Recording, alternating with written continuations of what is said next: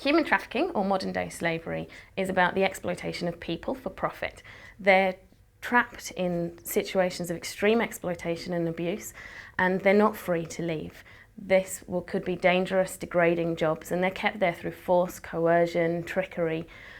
It's an absolute abuse of their human rights and their dignity, and fundamentally it's a trade in human misery.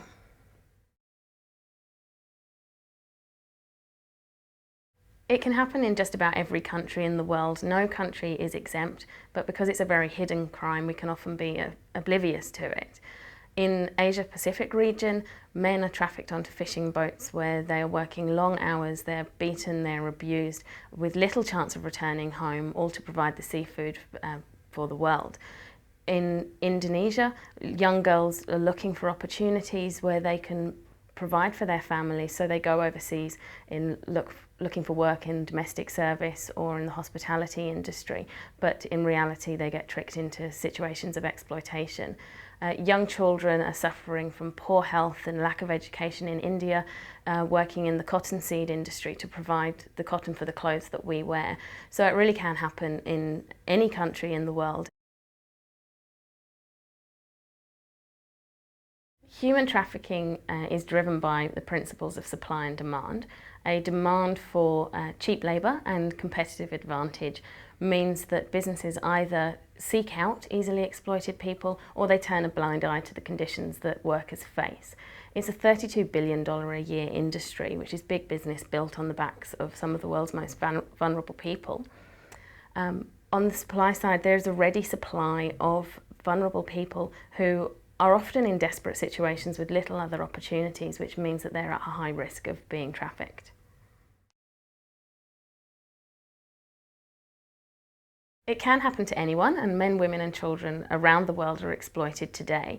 Poverty is a leading cause. If you're struggling to support yourself and your family, then you do take risks that you wouldn't necessarily normally do, and that can lead to further exploitation. But other factors are also at play, including cultural and gender discrimination, migrant communities who are away from their home security networks, a lack of education and a lack of knowledge about your own rights are also contributing factors.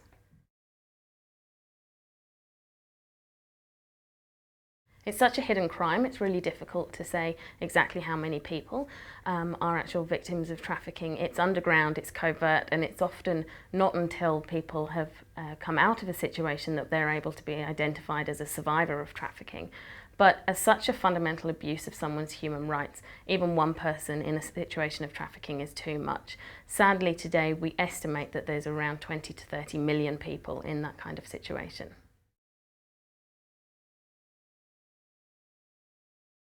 Absolutely, I really believe that we can end human trafficking and modern-day slavery, but it's very much going to take an integrated approach from governments, businesses, NGOs and the general public. First of all, we need to prevent people from becoming vulnerable to trafficking by providing them with alternative livelihoods, making sure they get the education that they need to protect themselves against the risks. And then we need to also protect the current victims or those of trafficking or those who have recently been exploited to make sure that they get the rehabilitation and the care and the support that they need so that they're not further traumatised and they're not led into another situation of trafficking in the future. We need to make sure that we prosecute the perpetrators of trafficking, and that takes a holistic response from governments around the world to make sure that everyone knows that we're not going to tolerate this crime.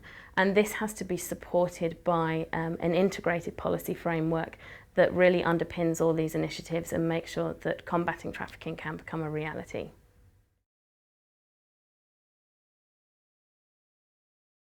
There are many actions you can take, and I think that no action is too small when it comes to fighting human trafficking and modern-day slavery. Asking questions of our government is incredibly important to make sure that they have the policies and procedures in place to fight this global issue. Through our own foreign aid commitments, we can help prevent people from becoming vulnerable to trafficking because they have alternative livelihood opportunities so that they don't have to face the same risks. I think we can hear a lot of the stories and feel the heartbreak or the anger about these horrific conditions that people are in, but we absolve ourselves of some of the responsibility.